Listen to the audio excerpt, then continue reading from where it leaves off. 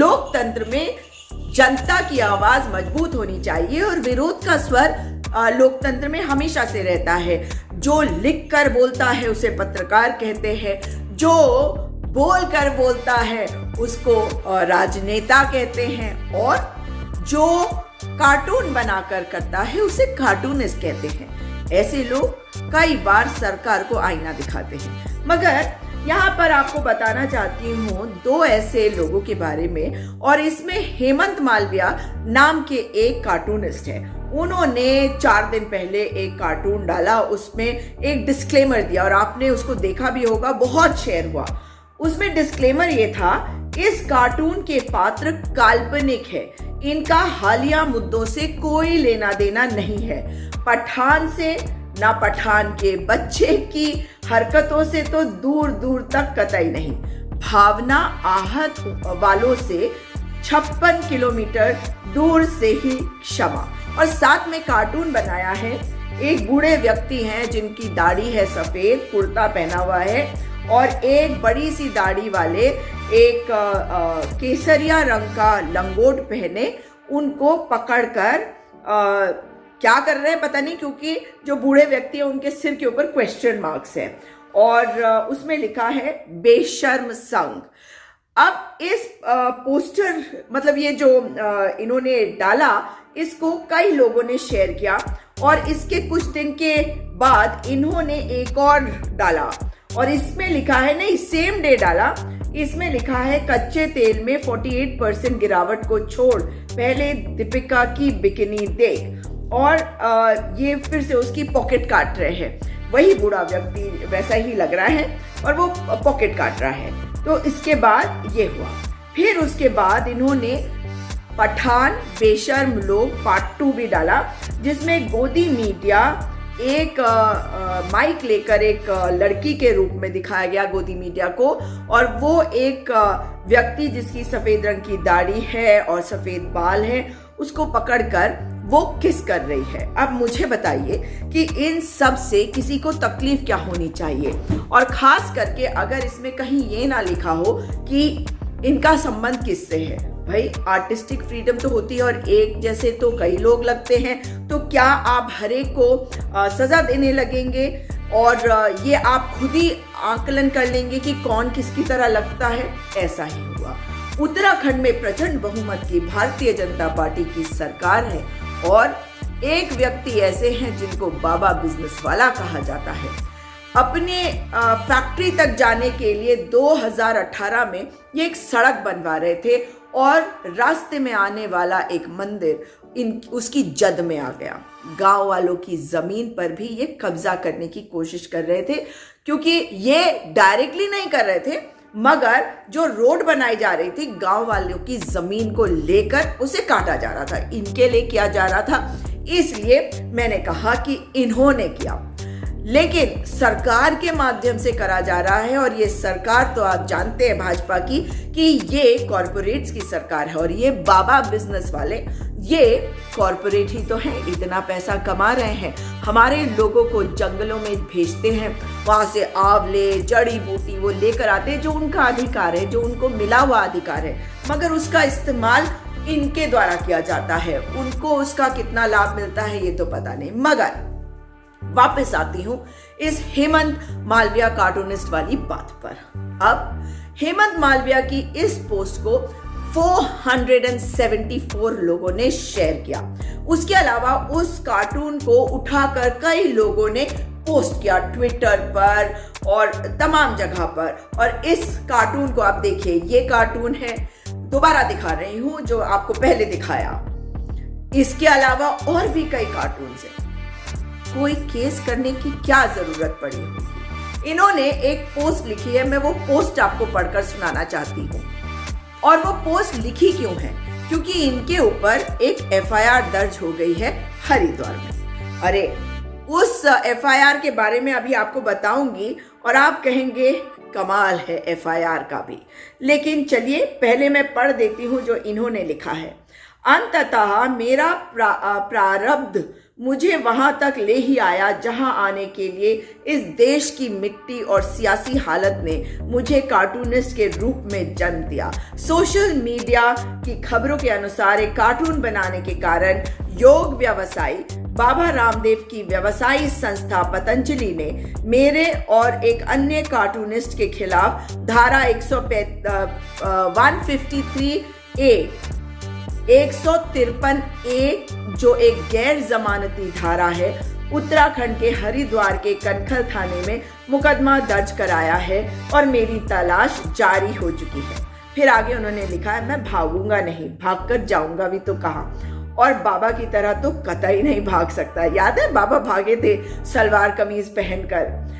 Sugar, hypertension, blood pressure का शिकार, heart attack झेल चुका दिल का मरीज हूँ। मेरा एक परिवार है ना। मैं बाबा रामदेव जैसा ताकतवर अमीर व्यवसायी आदमी ठहरा जिसने इतने वकील रख रखे हो कि अलग से पतंजलि लीगल सेल ही खोल रखी है लोगों पे मुकदमा लगाने के लिए।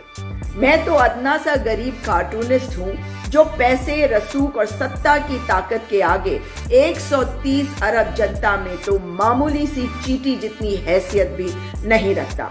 एक आम आदमी के नाते कॉरपोरेट राजनीति मीडिया की नाटकबाजी झेल नहीं पाता तो अपनी फ्रस्ट्रेशन को अपनी वॉल पे, अपने दायरे में कभी कार्टून, कभी व्यंग कटाक्ष कर अपने मानसिक तनाव को निकाल लिया करता हूँ। मुझे कतई अंदाज नहीं था ऐसा करना अपराध है। मुझे देश की महान कानून व्यवस्था पे पूरा भरोसा है, पर मेरे पास इतना पैसा नहीं है कि पतंजलि के वकीलों की फौज से एक अदद वकील खड़ा कर लड़ भी पाऊं। सो जब चाहो तब समर्पण कर दूंगा। बचपन से मैं गांधी जी और भगत सिंह के बारे में पढ़ा करता था। सोचता था आज अगर भगत सिंह जिंदा होते तो वे आजकल के हालात पे किस तरह रिएक्ट करते, और यदि वे कर पाते तो क्या आज हमारे आज के समाज हालात में उन्हें भगत सिंह ही समझा जाता। 70 के दशक में मेरे पिता भी ऐसे ही कार्टूनिस्ट थे। कार्टूनों में उनके सवाल भी ऐसे ही तीखे होते थे, ऐसे ही करारे कटाक्ष करते थे। छोटे से अखबार में छपते थे, आपातकाल भी था, मगर वो समय भी ऐसा नहीं था कि उन पर किसी ने कभी मुकदमा ही कर दिया हो। खैर, मैं कोशिश करूंगा जमानत के वक्त गांधी जी का अनुसरण कर सकूं। हे ईश्वर, मुझे इतनी ताकत दे। हे भारत देश की जनता, मुझे संभल हौसला दे। अदालत मुझे न्याय दे। संभल हौसला। इनको संभल हौसला ही नहीं, हमारे साथ की भी आज जरूरत है। तो मैं आपको बताना चाहती हूँ, एक तो हो गए ये, और 474 लोगों ने इनके इस कार्टून को शेयर किया, मगर एक जिसने शेयर किया, जिसने अपने स्टेटस पे इसको लगाया, वो है गजेंद्र रावत। देहरादून के एक निर्भीक पत्रकार गजेंद्र रावत ने इसे अपने स्टेटस पे लगाया। जब उनको फोन आया तो उन्होंने उसको हटा भी दिया, मगर मुझे हैरानी ये होती है कि 474 तो शेयर्स थे उस पोस्ट पर जो अब भी हेमंत मालविया की फेसबुक पेज पर मौजूद है, मगर उन पर केस कर दिया गया। 2 लोगों के ऊपर धारा 153A लगा दिया गया है, और दुख की बात यह है कि इसमें मुकदमा दर्ज कैसे हुआ। दुख की बात है कि ये जो मुकदमा दर्ज करने वाला व्यक्ति है, इसकी मैं FIR आपको पढ़कर सुनाऊंगी और आप सुनेंगे कि ये कैसा चाटुकार है। भाई, एक FIR में कितनी बार ये बाबा बिजनेस वाले का नाम लेता है और कैसे लेता है, सुनिए जरा। पूरी FIR तो नहीं पढ़ूंगी क्योंकि इतनी बार मुझे ये बोलने में दिक्कत आएगी।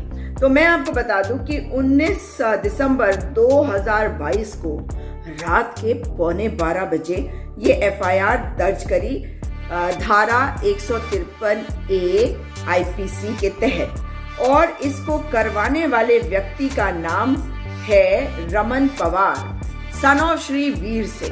और ये क्या लिखते हैं, बार बार इस बात को लिखते हैं, थोड़ा बहुत पढ़ लेते हैं। प्रार्थी रमन पवार कनखल हरिद्वार निवासी है।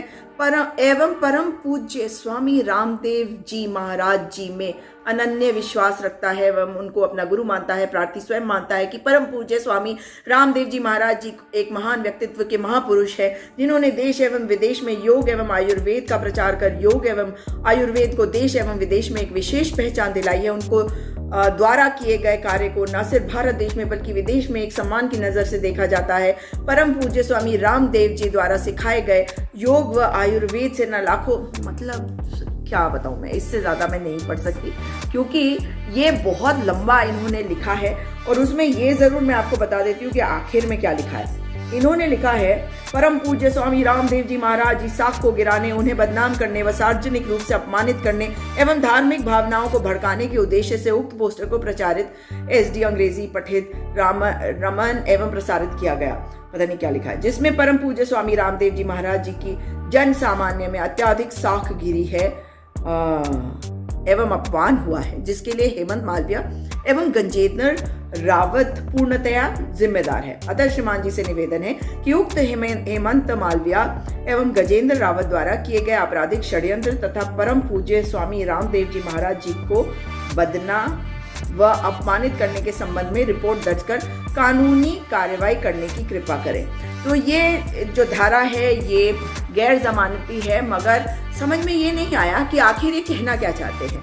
इन्होंने ये कैसे मान लिया कि जो व्यक्ति उस कार्टून में है वो बाबा रामदेव है? मुझे तो ऐसा नहीं लगा। आपको ऐसा लगा क्या? अगर कोई सिमिलैरिटी है तो ऐसा भी तो होता है कि अमिताभ बच्चन से बड़ा तो कोई नायक नहीं, महानायक नहीं इस देश में। उनकी शक्ल के तो बहुत सारे लोग होते हैं।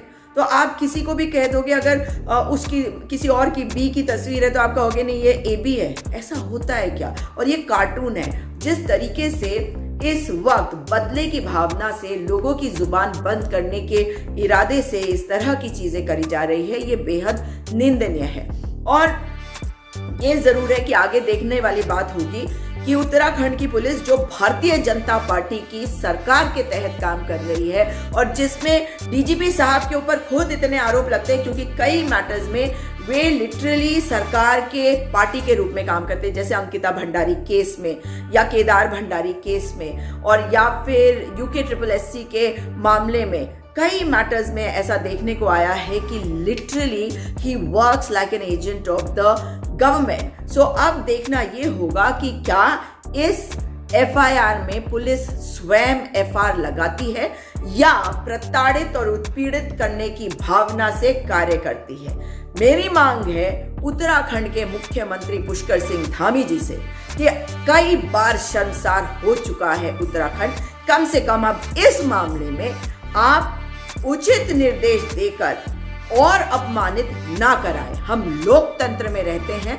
लोगों की आवाज को बंद करवाना, वो भी सिर्फ एक ऐसे बाबा के लिए जिसके खिलाफ कई बार आंदोलन करे हैं लोगों ने, मगर क्योंकि उनके रिश्ते हैं सीधे सेंटर में भारतीय जनता पार्टी के साथ और उत्तराखंड में उनको बड़ा मान सम्मान मिलता है, जबकि देहरादून के जो कोर्ट है उसमें उन्होंने और बालकृष्ण ने कई चक्कर काटे हैं। तो जो भी हो, इस मामले को यहीं पे खत्म करा जाए और इसमें इस FIR को खत्म करते हुए इसमें FR फाइनल रिपोर्ट लगाकर ऐसे मामले में दोबारा कोई भी FIR एक्सेप्ट ना करी जाए, ये देखे सरकार। हाँ, अगर कोई भावना आहत होती है, कोई लोगों के बीच में लड़ाई लगाने की बात करता है या अलग अलग समुदायों में झगड़ा लगाने की बात करते हैं, तो निश्चित तौर पे करिए। इस तरह की भावनाओं को आहत करने का किसी को अधिकार नहीं है। उनके खिलाफ निश्चित तौर पर कार्रवाई करें और शुरुआत करें भाजपा के नेताओं से। लेकिन गजेंद्र रावत और हेमंत मालविया के ऊपर जो ये FIR दर्ज हुई है, इसमें तुरंत फाइनल रिपोर्ट लगा के इस मामले को खत्म किया जाए। और इस तरह की FIR दर्ज होने के पहले क्या इसमें इन्वेस्टिगेशन करी गई या नहीं करी गई, ये आप सुनिश्चित करें कि पुलिस से आप इसकी जवाबदेही करें, उनसे उनका जवाब तलब करें कि आपने क्यों नहीं इसमें प्रॉपर इन्वेस्टिगेशन किया FIR दर्ज करने के पहले। और इसमें जब कोई तथ्य नहीं है तो इसको टोटली फॉल्स है, फैब्रिकेटेड है, इसमें फाइनल रिपोर्ट लगाई जाए। क्योंकि 474 लोग तो जो ओरिजिनल कार्टून है उसी को शेयर करते हैं और सिर्फ 2 ही लोगों के ऊपर ये एफआईआर दर्ज करी जाती है। पूरा देश हेमंत मालविया के साथ है, पूरा देश गजेंद्र रावत के साथ है, क्योंकि ये दुर्भावना के साथ किया हुआ कृत्य है जो बेहद ही निंदनीय, शोचनीय और भर्त्सनीय है। शर्म आनी चाहिए ऐसे व्यक्ति को जिसने इस एफआईआर को दर्ज करवाने की हिमाकत करी, और शर्म आनी चाहिए उत्तराखंड की पुलिस को, कनखल थाने को, जिन्होंने इसे एफआईआर के रूप में दर्ज किया।